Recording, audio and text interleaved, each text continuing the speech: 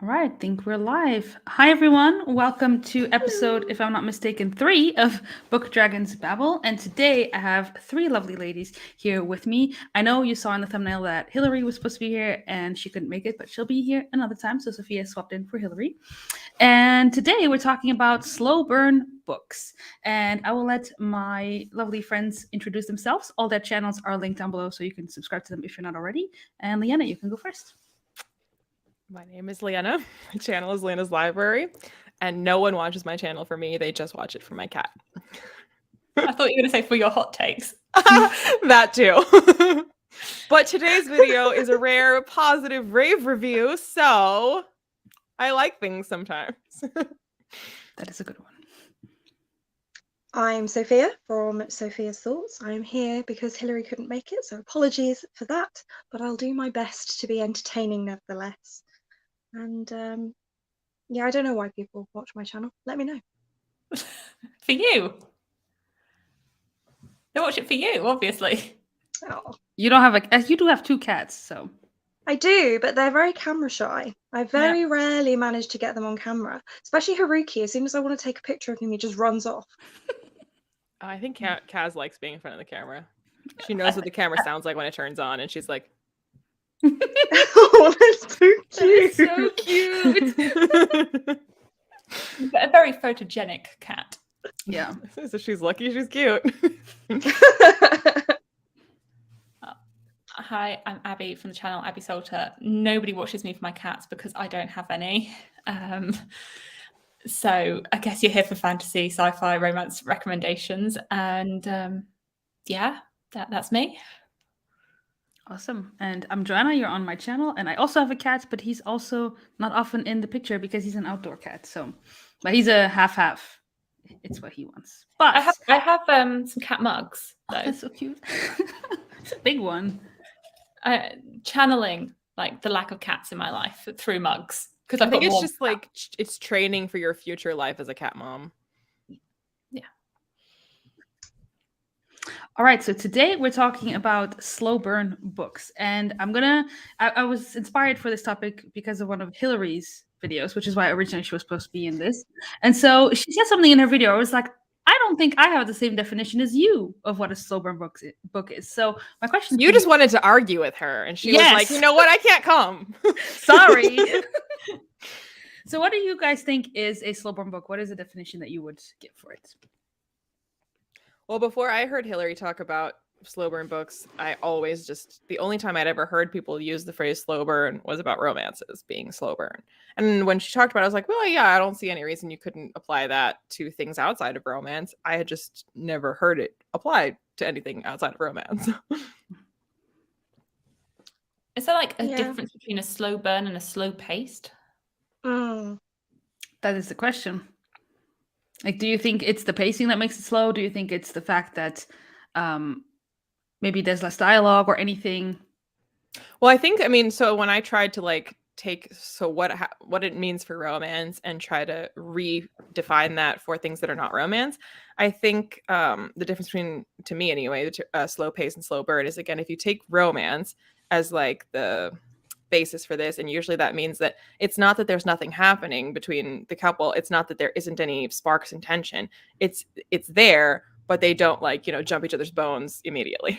So it's like it's this slow building tension and slow building interest, so like it's not happening, but it's not the relationship doesn't move forward that quickly, which is different from, I think, a slow paced story where there isn't anything happening versus it like being spread out more or whatever. So I feel like if you apply that to fantasy, to sci-fi, to, I don't know, any other kind of book, I think it's the same, where like it's not that nothing's happening, it's just that it's spread out a lot more, and that you're getting like the slow building of either mystery or tension, or a building of the climax that is like ongoing and at all times is ongoing, but it's slow. Yeah, I like that. I would agree with that. Yeah. So one thing she had said, which that was the one I wanted to kind of argue on, and I think everyone here has read this book, The Way of Kings by Brandon Sanderson, and she was saying, I'm sorry, and this is why I brought you on. I was like, that's when She's a not so much slow as it is that I want to burn it. But see, she was saying, Hillary was saying in her video that Sanderson books are not slow because there's a lot of plot, and I would say maybe for some of the books. But when I was thinking about The Way of Kings, I was like, but it does take a while to get there. So, do you guys think that, and especially if you put yourself in the mind of someone who doesn't read fantasy very often, I don't know that they would stick with The Way of Kings because it's you read 1,000 pages and then you read 100 pages and you're like, oh, I'm still in the third prologue or something like that, you know? I was thinking that there are, like, for some people, a book can be slow, and for some people, it can be fast. Like, I watched Jessie May's video where she was discussing the Daughter of the Moon Goddess, and she said that was very fast-paced for her, but other people had said it's slow. So it seems as though there are different, I don't know, are different tastes or are different reading like, preferences. I was very surprised to hear that people who are not mega fans of Jade City think that it's slow. I was like, when was it slow? That whole book was like nonstop me being like, oh my goodness, what's next? So that I was shocked to hear. And I feel like I do have a higher capacity to like slow books. Like I like boring books. But even so, like I wasn't reading Jade City and going, oh, okay, I mean, this is a slower book, but I'm into that. I was like, oh, unlike other slow books that I tend to like, this is like an example of a fast-paced book that I can also like. So to hear people call it slow, I was like, okay, I guess I still like slow books. Yeah, I don't think that Jade City is that slow. I read it slowly because I'm a slow reader, but it's quite action-packed. So I think that can have an impact on how a book lands, though, like how quickly you read it. So if you read a medium-paced book, but you consume it quickly, it's going to naturally feel faster paced than a slow book that you read slowly. Then it's going to feel super, super slow. So I think that can definitely impact as well. Like if you're reading a book just because of your life circumstances. So The Liar's Knot, it took me 2 weeks to read, and that wasn't the book, that was my life got in the way of me reading that book. I don't think it was like a fast-paced book anyway. It's on the slower pace, I think, but I made it even slower because I was gonna say I used to do most of my reading way back in the day. Pretty much the only time I was reading was on commutes, like on the bus or on the train. So I would like buy a book now to be my commute book and then read that on my commutes until I was done with it and then get a new commute book. So I read Jonathan Strange and Mr. Norrell as a commute book. So I was reading that for months. So like it's already a very slow and long book, even if you are reading it more regularly. And I was only reading it for like half an hour to an hour a day for a long time. That would take a while. Yeah, I think that I had that experience with Mad Ship. Sophia and I buddy read that. And for once, I asked Sophia, like, do you want to read it at the exact same pace? Because I'm a snail and she is a machine. So it's like to not have like that I've read the prologue and you finished it. Let's try and like split it up. So I challenged myself a bit. But we spread it over what? It was 10 days, I think, something like that. Yeah. And it felt incredibly long. And it's not that her books are short by any means or even super fast paced, but it did impact my enjoyment in a way where I was like, I just wish I was reading this faster because I love these characters so much and I do want to be with them more. Yeah. You know? Something that I thought about for a more of a slow burner type book is that it's probably going to have more exposition. So if you think about a series and the build up for a series, that is going to have a lot more in the beginning of world building and character development, and the plot might come in later on once the grounding blocks of the world has been set up. And maybe I'm more like forgiving when it's a larger series as well, because I realize going in that they've got a lot more to set up. So while I don't disagree, I also think it's often the case that the opposite is also true, where because they're not doing any kind of overt info dumpy exposition, which can be like a fast track to get you to understand what's happening, you know, to info dump, here is how stuff works in this world. Okay, let's tell the story. And if you don't do that, if the only way you're going to do exposition is through characters discovering and interacting with, and you like through osmosis picking it up, that can mean it's a very slow book because like we're slowly learning how this all works instead of being like, okay, here's how it all works and off we go.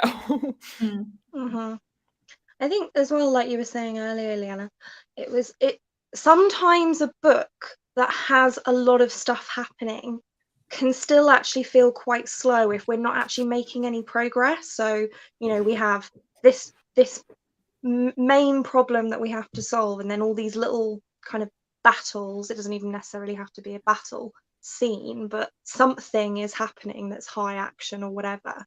And that section is like quite fast paced, but the book still feels slow because the characters are taking ages to get where they want to be.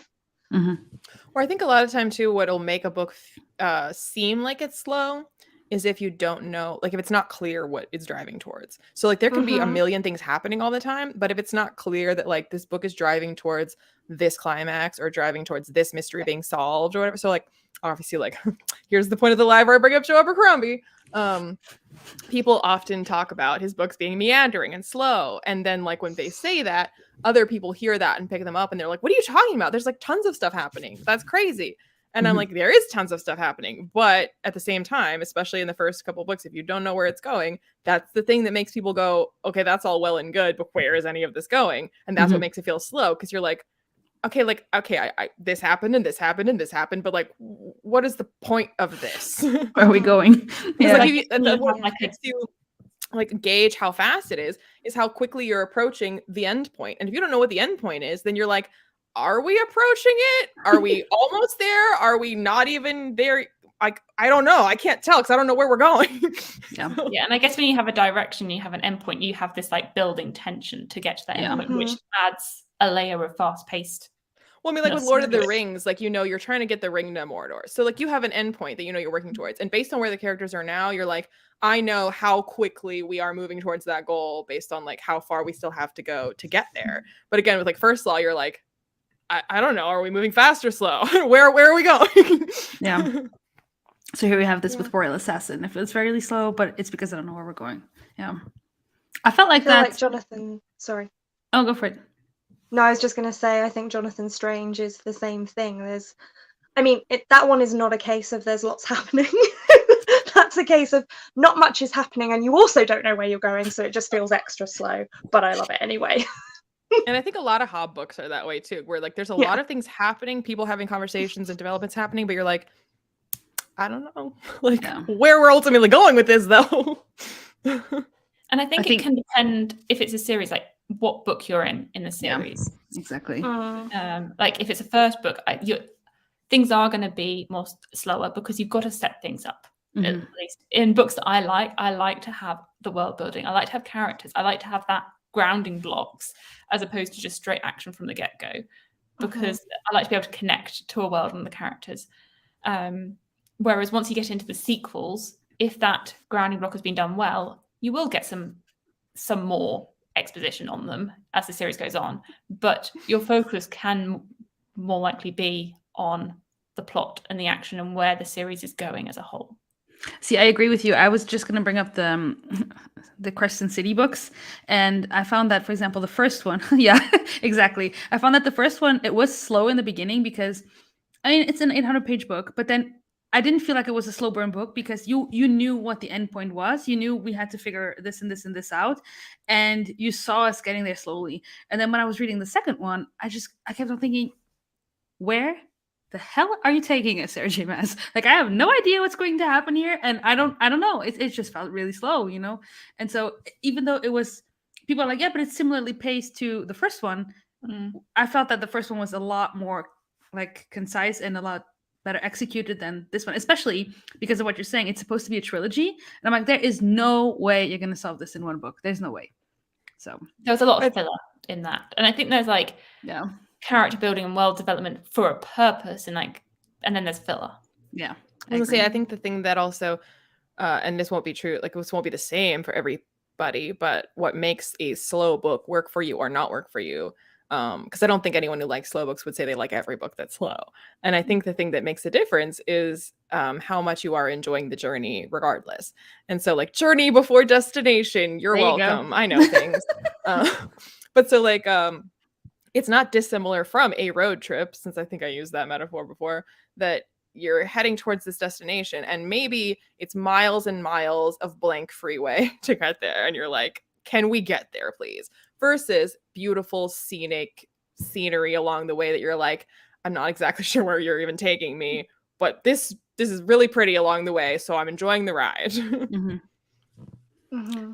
I agree with Joanna's comment. This is something I wanted to bring up in one of the later questions, Yeah. but I do find it easier to connect with characters when the pace is slow. I don't remember. There was a book I've read somewhat recently, and because it was super fast paced, I didn't connect to the characters. And though I was like, I mean, the book was fine, but I don't care about these characters. They could live or die. I couldn't care less. And you know that I like it when my characters die. So for me to be like, Well, I "Yeah, do like, think slow burn books would more often than not be character driven.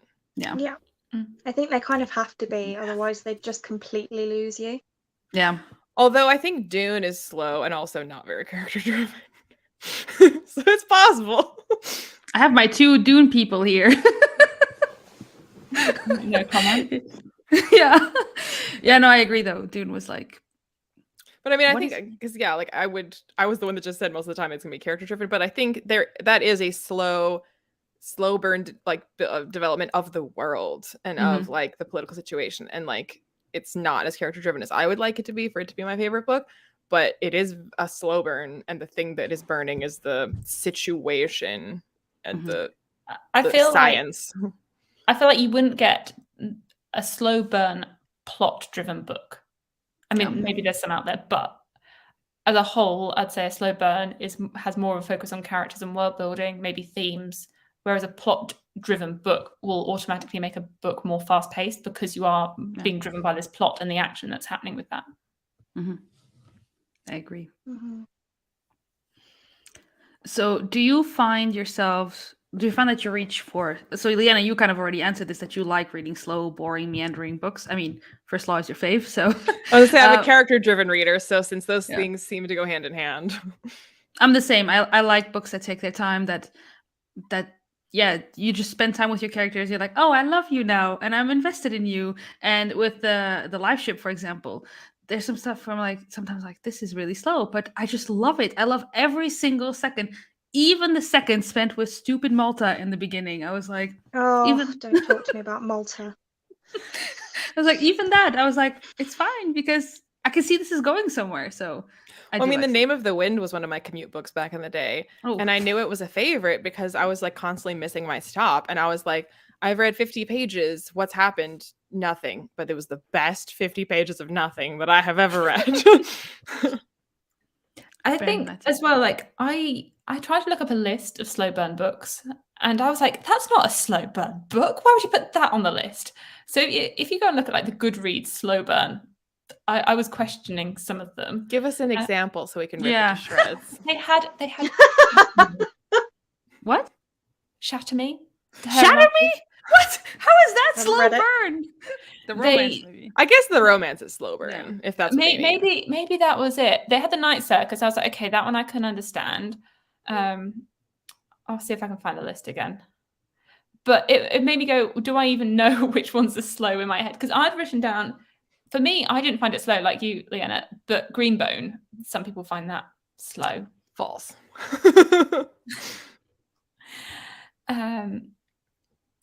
Oh, this is a different list now.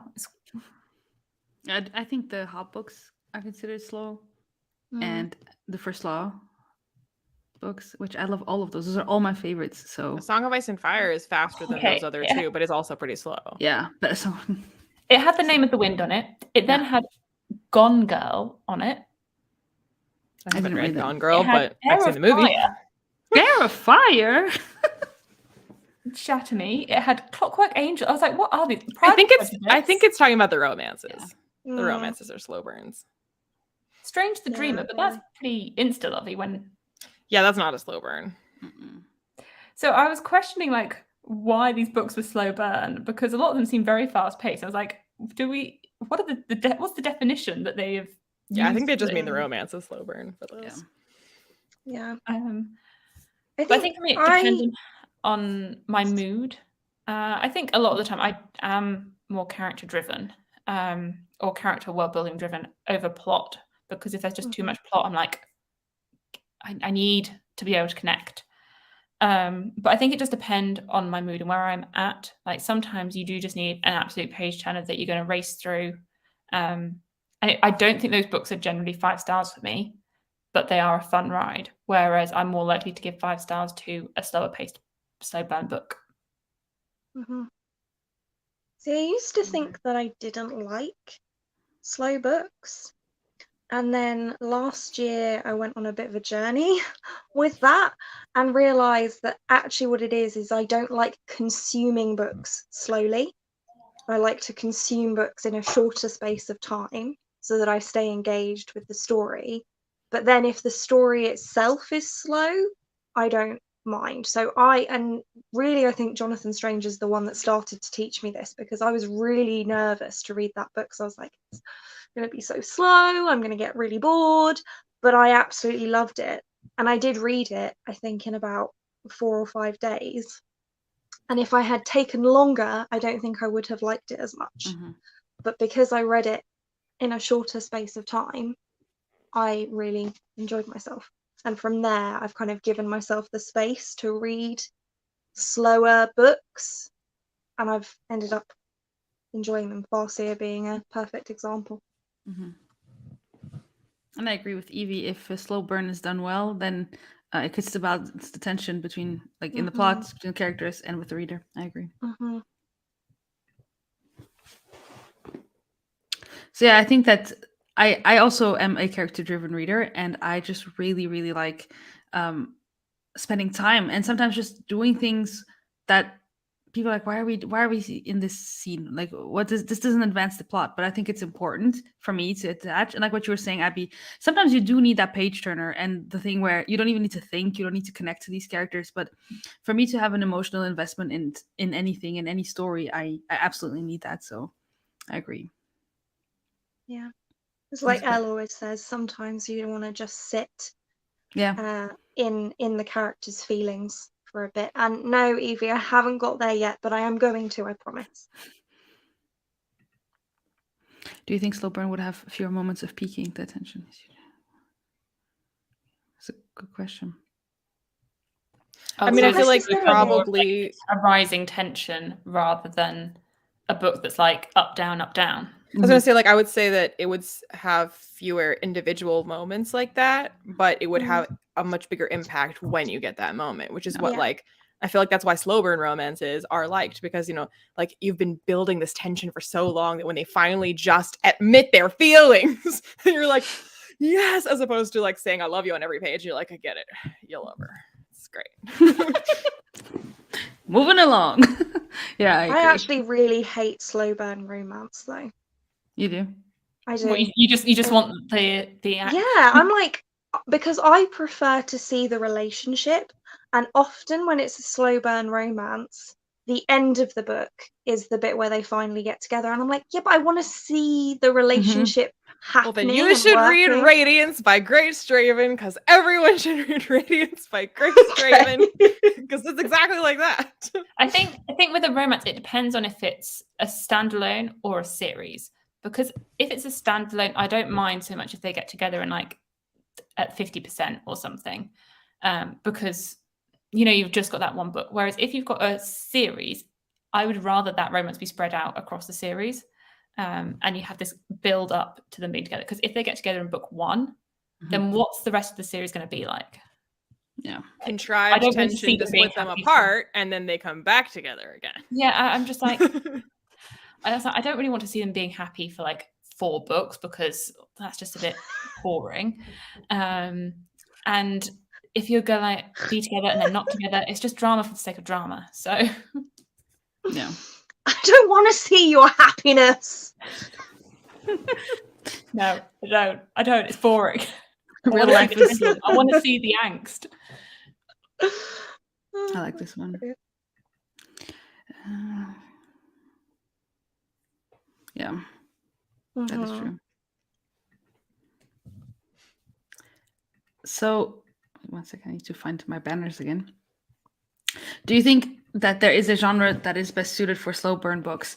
And by that I mean, do you think that, for example, thrillers are usually very fast-pacey, page-turny? So I, for example, I don't think I would enjoy a thriller where nothing is happening and it's like 700 or 800 pages long, and you're like, well, there's something happening. So, except for like, what was it called?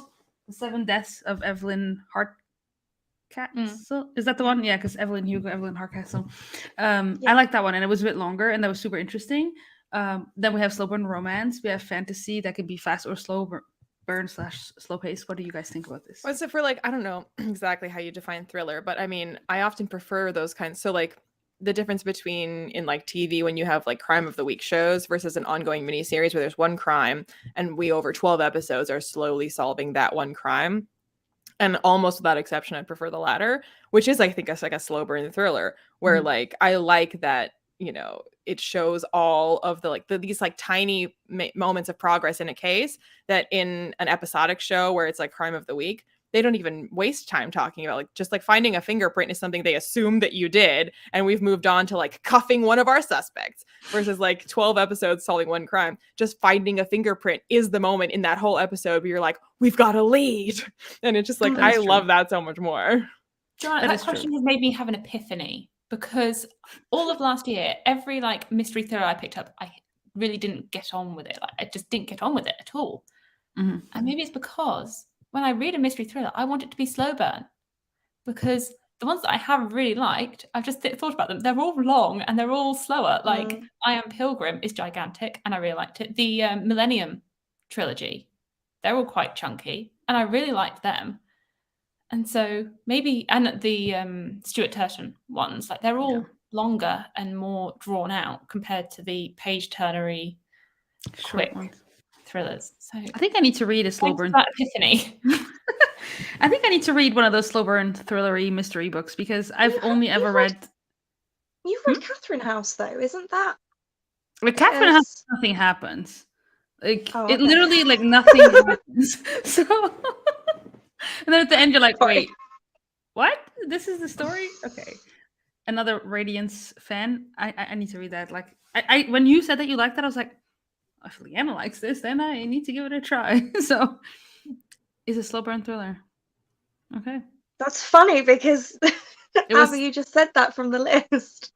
Yeah. Yeah, I mean, it was on the list, but I was like, it's a thriller though. Like, I found that quite page turnery. Yeah, literary fiction, slice of life. Yeah, I like that. That has just reminded me as well of the Wayfarers series by Becky Chambers. That's probably quite slow as well, but because it's so character driven, it's not really about what's happening. It's about the characters and how they're relating to each other. And I mean, something is happening, but you don't really care that much about. I feel like I quite enjoy the slow burn of a memoir. And I think that's also why I really enjoy the Kingkiller Chronicle and Assassin's Apprentice and the Sun Eater series, because they are like SFF memoirs. I love that. Yeah, I need to read. I'm going to read Empire Silence next month, and I'm so excited to see what I think about that. Because, what were we saying? I don't remember. Yeah, I mean, I guess when we originally think about slow burn, it's as we said in the beginning that it is the romance. Is what we originally think of as slow burn. You think slow paced, you'd apply to any genre, but slow burn is automatically a romance. At least in my head.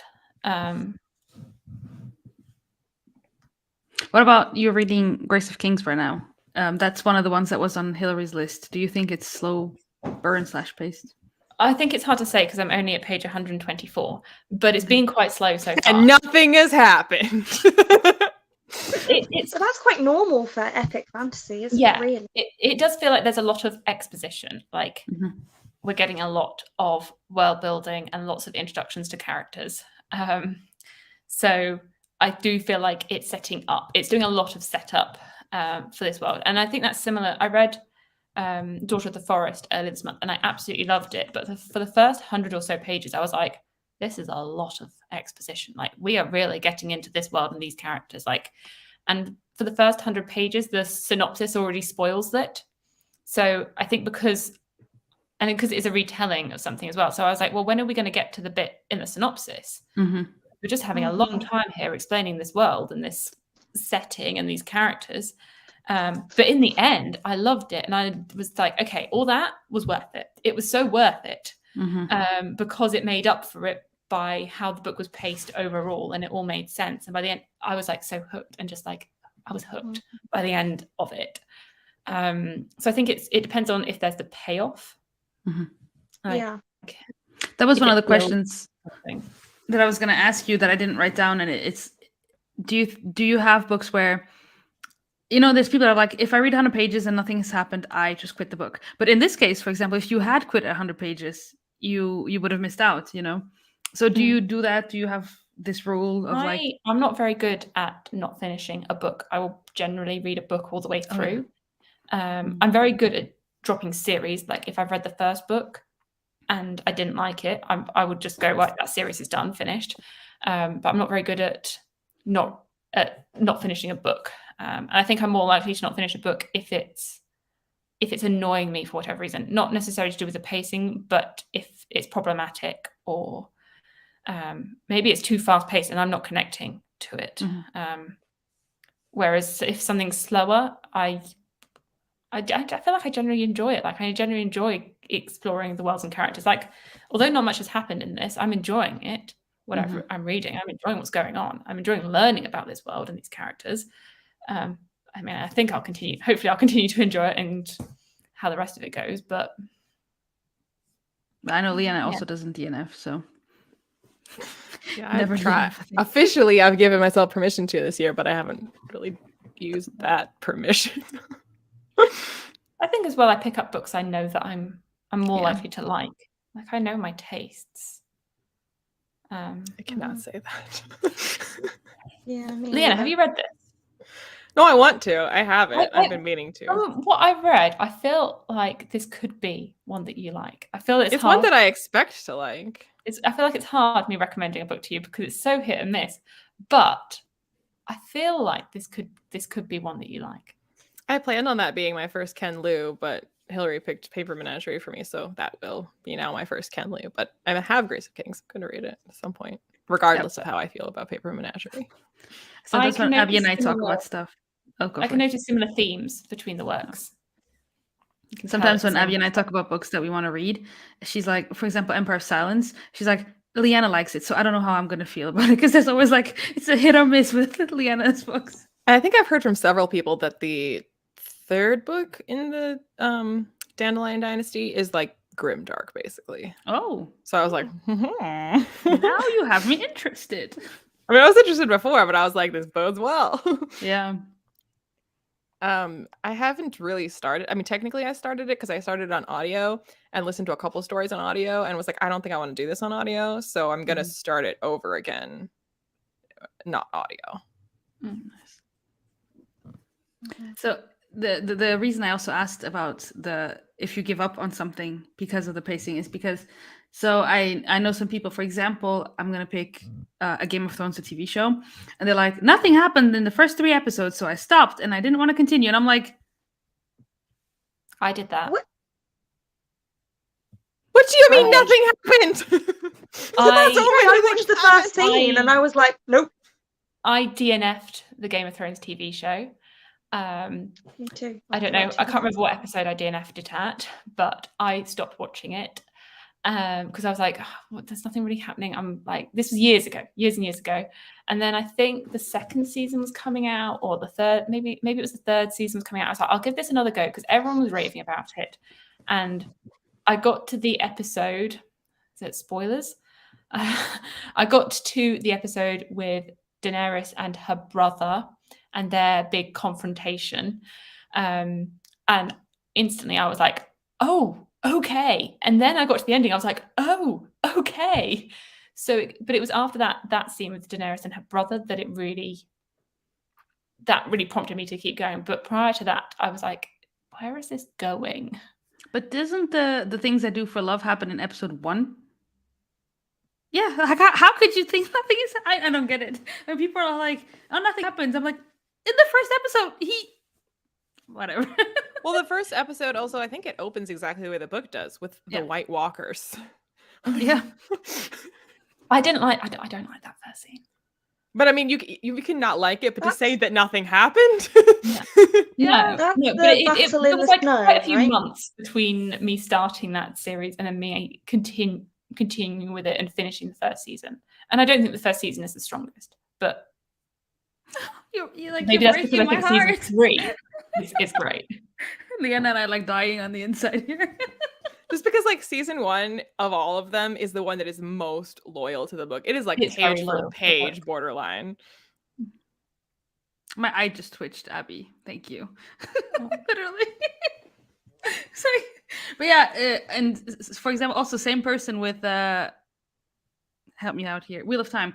They're like, nothing happened in this first episode until the very end, so it's really boring. I'm like, but you need to set up a world and stuff like that. So with fantasy, I feel like you have to take your time to get started. It's not. Yeah, maybe it just depends on. Like, I don't really watch fantasy TV shows.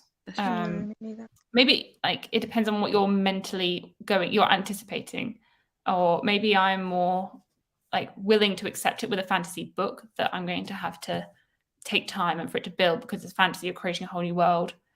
And whereas with TV, my preferences are more real world drama. Mhm. Well, we didn't really have many fantasy TV shows that are like good back in the day. It was Beastmaster and Xena the Warrior Princess, and like that was fantasy TV. So it's quite a new phenomenon to have like well-regarded, well-reviewed actual fantasy shows. Yeah. But I feel like I cut my teeth on like historical shows. I watched a ton of historical dramas growing up and into this day, and a lot of fantasy is basically that, but with magic. So, and those are often very slow, very political. You're getting to know this time and place and who are the political figures, and so because like that's what I expect out of fantasy, just that plus a dragon, or that plus like the fact that like the queen's advisor isn't just a scheming politician, he also might have blood magic. Like, so but otherwise it's like watching a Tudor drama. Yeah. Yeah, I think for me, I am getting better at DNFing things, but it definitely depends on what the book is as to how long I will give it.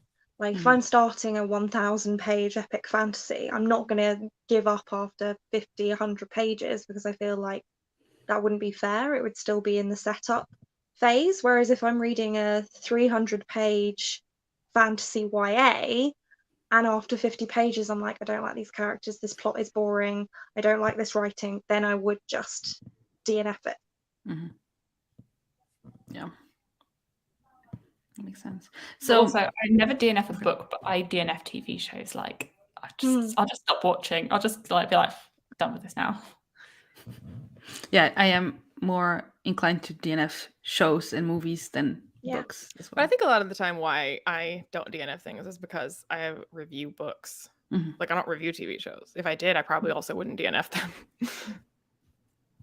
Yeah, you're very like professional about that. I'm like, if I don't like this book, even if I was supposed to film a review for it, I'm not gonna. But it's because like I have Goodreads reading challenge, and like I want the time that I spent on this to count towards something. So if I DNF it, it doesn't count towards my reading goal. If I have to film a wrap up, I'm gonna have to say, I don't know, I DNF'd it, but maybe it gets better, and I don't know. Like, I don't have to say those kinds of things if I finished it. Whereas like a TV show, I don't talk about it anywhere. I don't have any lists where I can mark it as watched. Like, it's just like no one cares except for me, and I clearly don't care, so I'm not gonna watch this. That makes sense. So, kind of going off of this, and this is the question you brought up, Abby, in the chat that we have where we planned this discussion. You hear that people are more like the attention span of the world is like this, and people cannot focus on anything, and everything needs to be immediate. How do you say that? Rewarding immediately. Do you think that books are becoming more fast-paced?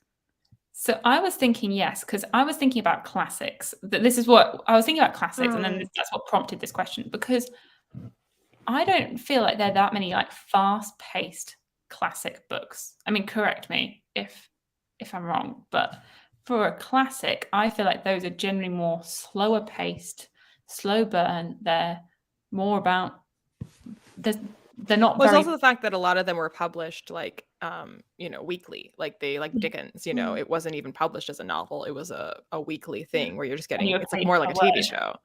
And paid by word, yeah, that's what I was about to say as well. Yeah.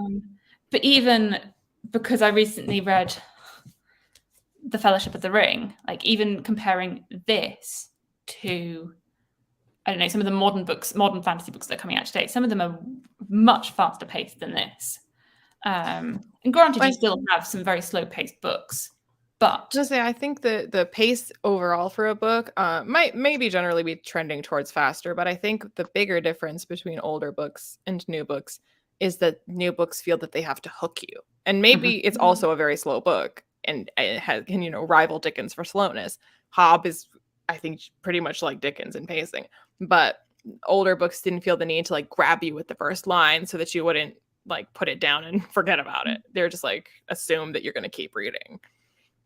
maybe because that was the entertainment. Like, you didn't have the TV, you didn't have video games, you had. You also books didn't as have well. like hundreds and hundreds of other books to choose from either.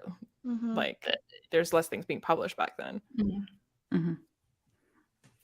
Setting gauge, yeah. It's true. Mhm. But yeah, no, it just got me to thinking, because I was trying to think of a fast-paced classic. Can't think of one. But also, I mean, I was thinking like children's stories, like maybe you could say that Narnia potentially, or the Lion, the Witch, and the Wardrobe, but that's children's and not. Well, Sherlock Holmes stories can be quite fast paced. Yeah, that's true. But those were serialized as well, I think.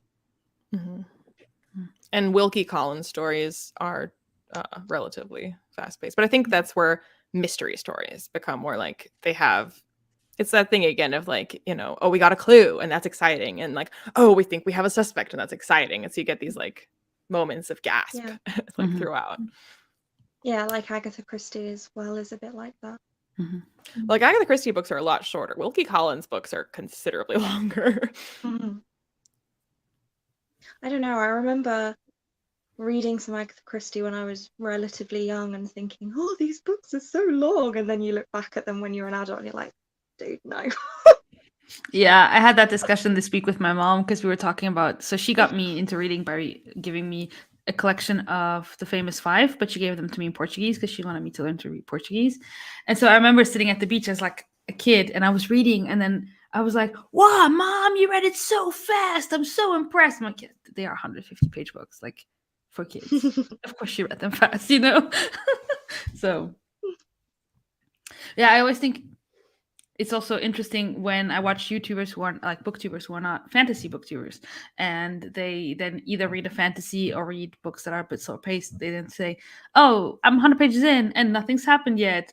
I'm gonna stop reading this because this is boring." And I'm like, "Well, you sweet summer child, because it's a fantasy book, so yes, it takes its time." But I mean, I feel like a lot of literary fiction, there's not anything that happens arguably in the entire book because the whole book is just like stuff happening, but you know, not any like big plot event. It's like it's just this person's life and maybe like a month in their life, and that's the whole thing. Slice of life is not for me. But I feel like a lot of literary fiction is that. Yeah, that's what Joanna was saying earlier. I think Joanna or Evie. Yeah. So do you think, and I put the words advantage and disadvantage, but for lack of a better word, do you think there are pros and cons to slower books? So let's start with the pros maybe. So we already talked about connecting to the characters. Is there anything else that you could think of? I just wrote down the word development. I feel like you do get more development of characters' world. Well, I think also the way that we said it's rare to say that like a book is slow and not character driven, or that it's character driven and not slow. I think it's also rare if you're going to have a book that somebody really, really praises for the prose, not like positives, but for the writing, for the prose, and not have it also be slow. Because usually like if someone's like taking their time with like elaborately crafting, you know, artful sentences or very purple sentences or being very like considered in the language, I think it's going to be taking time to revel in the language, which takes time, therefore is slow. Maybe that's why Stranger Dreamer was considered slow on your list earlier. Yeah. I did not find that book slow. I was going to say, I get so mad when people say that the beginning is slow and the second half is the better part. I love the beginning. Me too. I raced through that book. I was just hooked. But I raced through Muse of Nightmares. I love that book. I thought that was so good as well. That one is faster paced in general, though, I would say, than Strange. Yeah, but I think the reason I prefer it is because it's darker. Yeah, it is darker too. Definitely. Yeah. For sure. I actually do think Daughter of Smoke and Bone starts slow. But Strange the Dreamer, no. From the page one, I was like, this is magic. Yeah, Daughter of Smoke and Bone takes its time. I'm so ready for my next Laini Taylor. It's been years. Yeah. Yeah. I feel like the more purple the writing is, the less likely I am to enjoy the book.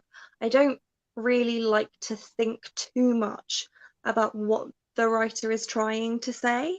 I don't mind the writing being nice. Like I like Hobb, I like Suzanne Collins, that kind of thing. I like the writing to be nice, but I don't want to have to spend a ton of time thinking, what are they trying to say? Well, What is the point of this if it's I personally feel like that is a mistake that people make when writing, that they imagine that purple prose just means more words and complicated sentences. And no, because like really good purple prose should not be work to read. It should not be effort to read it. It should just be you going, I love this story, and wow, like the way that they're telling it is also beautiful. But like if it's taking you effort to understand what they're saying, that's not good prose. I don't care if you think it's flowery. Like if it's harder to understand, that's not good. Yeah. Yeah, some authors rely way too much on metaphor, and I just can't get my head around it. Yeah, that is true. Well, that's where I also like, I mean, Joe Abercrombie. I'd like, he doesn't write very purple prose, but he does write very artful prose. And the thing that holds true for, I think, good purple prose, that is what Abercrombie applies to his work all the time, is when writing something, be it a metaphor or just like somebody expressing something in some kind of way, that he always asks himself, is that true? Because like if a metaphor does not actually help to illustrate something in a way that is like, oh, that really is what that looks like, that's a great comparison. If it's just like vaguely two things of a similar color and you've just invented a metaphor for that, but that doesn't really further your point, it doesn't really help to illustrate what you're trying to say, that's a bad metaphor. And like the example he used when he was talking about it was like early on in his writing, like he had written something where it was like describing the sky as like blue velvet with diamonds like scattered upon it. And I think it was his mom that was like, is that true? Yeah. Is that true? That's what the sky looks like? And he's like, nope. It doesn't. And so like now he always asks himself, is that true? Which like I think is a good rule for anything you're writing. And in that sense, I think Jay Kristoff can apply himself to that, because it's what was it? It was like something like a fresh suicide. And I'm like, okay. Silverware smile. The silverware. What is a silverware smile? What does that mean? Ask him. It's shiny. Maybe they have really shiny teeth. I don't know. Pointy teeth, you know, like a fork. Oh man. So is there anything else you think that is good about slower books, or should we go into the maybe that stuff that is not as good about slow books? I quite like Matt's comment where he said, if it's too fast paced, I feel I don't get much depth. There it is. Yeah. I agree. Or yeah, not maybe even depth, but nuance. There isn't as much nuance if you speed through. I've definitely read books before and I'm like, can this book please slow down? Like I want the world and the characters to be developed. I was like, I've had enough of this plot. Like, the plot's fine, but I need it just gets more. ridiculous. Well, I feel like it often feels like the author's afraid they're going to lose your attention, and they're just like, gotta show up the next thing so I don't lose them. And I'm like, if you don't let a moment breathe, if you don't let the characters sit with this thing that just happened or this thing they just learned or whatever, then not only am like, okay, I like getting to know characters, but also it's not allowing the reader to sit with what just happened and really kind of like digest that and before we move on. If you go by too fast, it doesn't even have weight. It doesn't feel important because you were just like, and the next thing. Yeah. But I think it also depends on like where we are in life, like our age. Like I think I've grown to appreciate books that are more slow burn as I've got older. Like as a teenager, I think a lot of the books I read growing up were more fast paced. Like when you look at things like Twilight and Hunger Games, like they're very much action. Or just kids movies. I remember like going back and watching some of my favorite kids movies that I hadn't seen since I was a kid and being like, I did not remember them falling in love during a song. They started the song not in love and ended the song in love. Wow. That was fast. Yeah. Like if I went back and read those books, like if I tried to read this 10, 15 years ago, it wouldn't hit. It just wouldn't, I don't think. No. Not that it was published then, but I think as a teenager, or at least reading YA, a lot of it is very fast paced. Especially back then. I remember when I was first reading, was it The Hunger Games? It was something. I don't remember what I was reading, but the character had gone through something that was a bit traumatic, and then we had like a long time where the person was just like thinking upon their feelings and like PTSDing hard, you know. And I was like, I don't care about this. I just want to know what is happening over there. And then now, if that happens in a book, I'm like, no, slow down, take me back to the PTSD moment, and let me see them work their feelings and work through what's happening. Because otherwise, how do you want me to even believe that this huge war or whatever it is impacted our main character at all?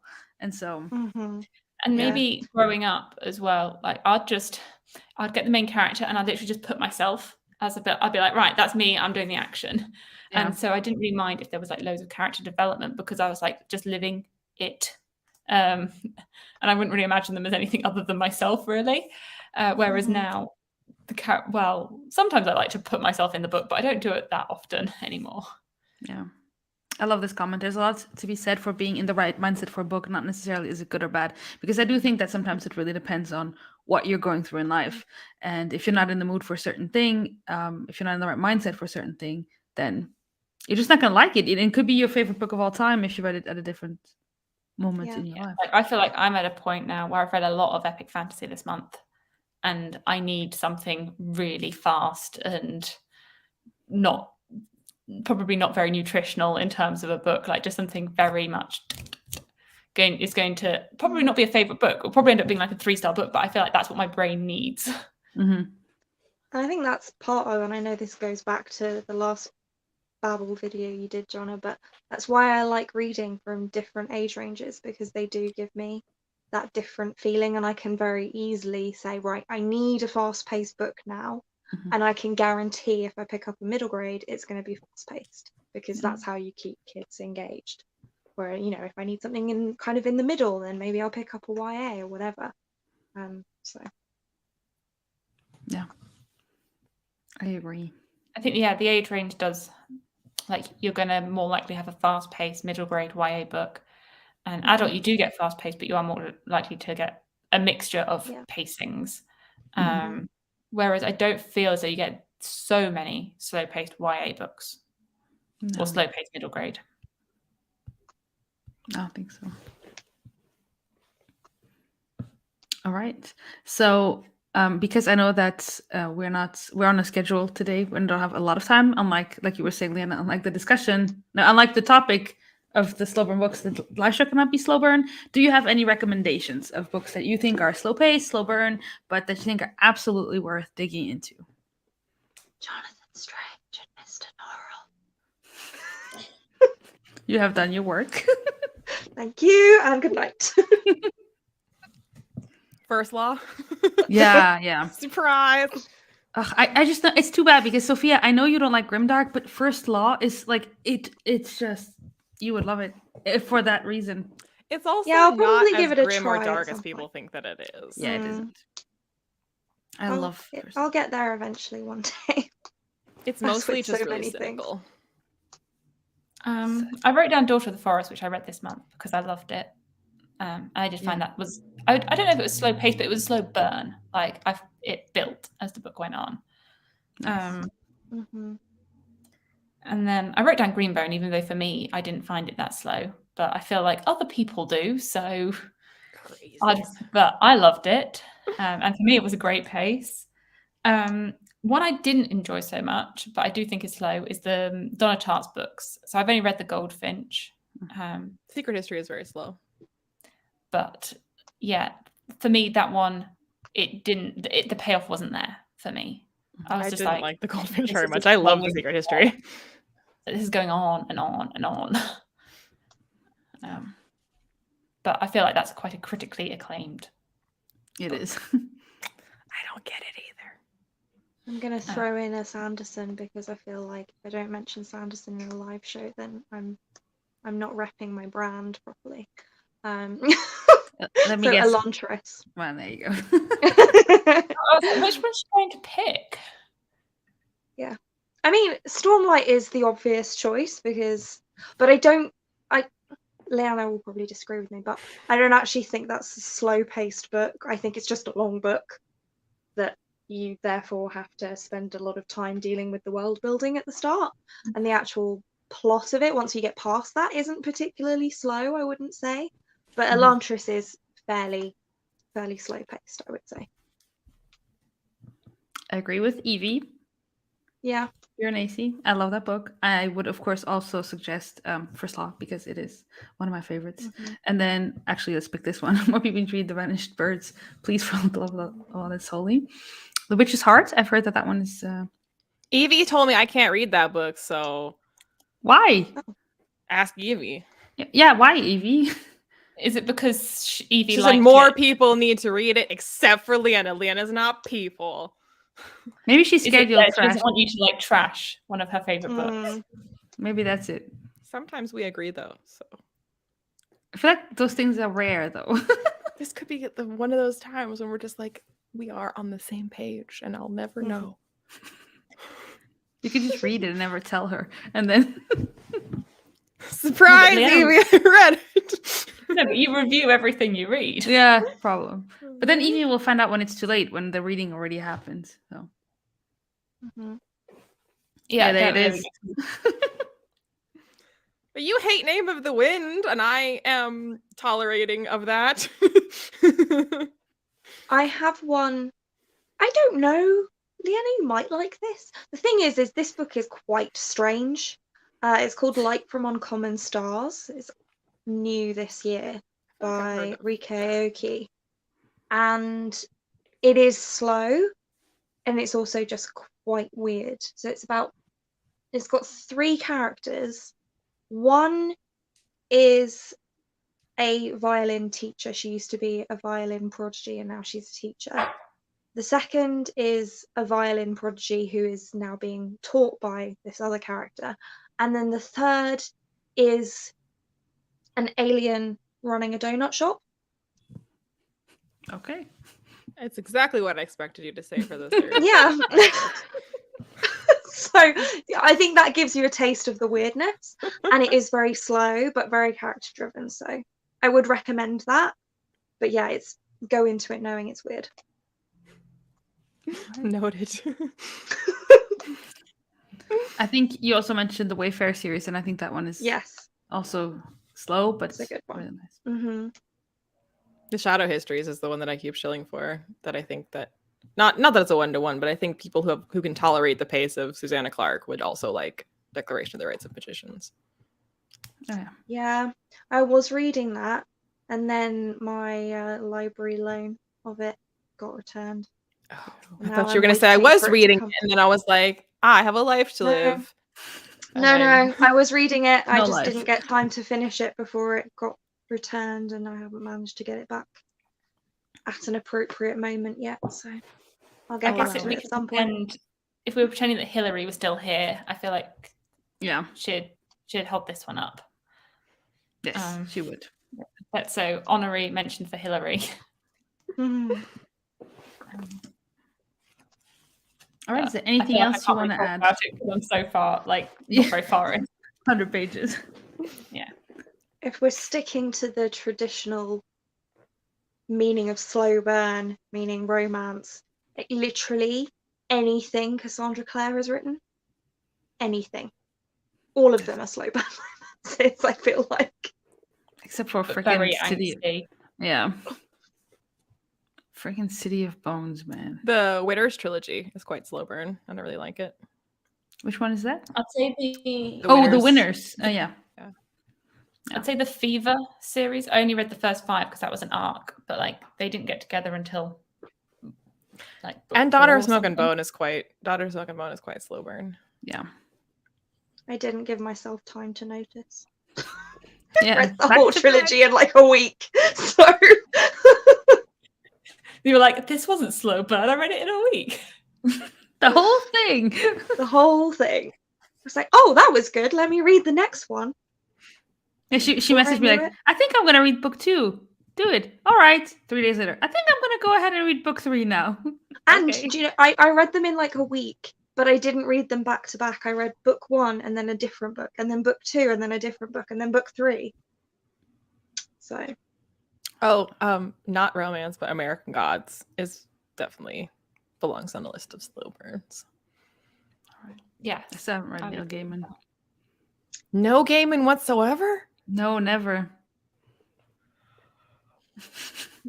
would we Yeah, no, say it sounds like you the need Poppy to War? give Joanna a TBR. It just always surprises me because, like, unlike Joe Abercrombie, who like just writes First Law, and if you don't want to read First Law, well, you're not going to read Joe Abercrombie. Gaiman writes so many different That's things, true. and he's been such a legend for so long. He's not exactly an up and comer. That when people are like, "Never read a Gaiman," I'm like, "Really? Like never at all, anything." Because some of them are quite Okay, short. I've read- A lot of that. It's only Two. American Gods that's really long. I have Ocean at the End of the Lane on my yearly TBR because Grace put it on there. So That's Yeah, also I extremely have it. short. It's like barely long enough called a novel. that is why I was like, thank you, Grace. This is very generous of you. I think I've read Stardust and Neverwhere. Aha, Those are the only see? ones. Not the only one. You've Oh, never read it, whereas- but it is not okay. Whereas I've read American Gods, Ocean at the End of the Lane, Stardust, and Coraline. You've read a lot. Oh, I yeah. couldn't read Coraline. Coraline's Nope. terrifying. I've got Neverwhere I- on my TBR. I own it. I haven't read it yet. I don't like Neverwhere that much, but I think it's because it was written for TV first. So I think the book, it feels very like episodic in the way that a TV show is. And a lot of it is written in a way where like, you wrote this scene because it would look cool in a show. But in a book, like, okay. That is awesome. And then, Liana, let's not forget your favorite book of the year, Norwegian Wood. We should all read that. No. Yeah. That was like a that's- slow burn of rage. Where it was like a simmer and then it was like a boiling and then it was burning. I was Oh, so that sounds happy. That sounds like how I felt about June. Yeah. Slowly built up.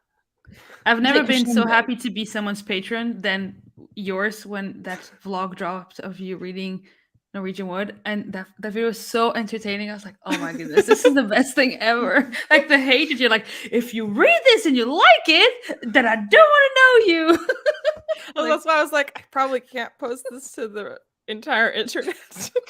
Oh, that was a so little great. extreme. Yeah. Yeah. All right. Well, do you guys have anything else you want to add about the topic of slow burn or slow pace or just slow books in general? I think we're all for fans of Yeah, a book that could be considered slow burn. we are. Mhm. Yep. Cool. Well, thank you so much for coming today and for the chat. Thank you everyone who was in the live chat and who's watching this back. Let us know in the comments if you have any recommendations and if you like slow books as well. And thank you, Liana, Abby, and Sophia for coming. And I will see you all next time. Bye. Bye. Bye.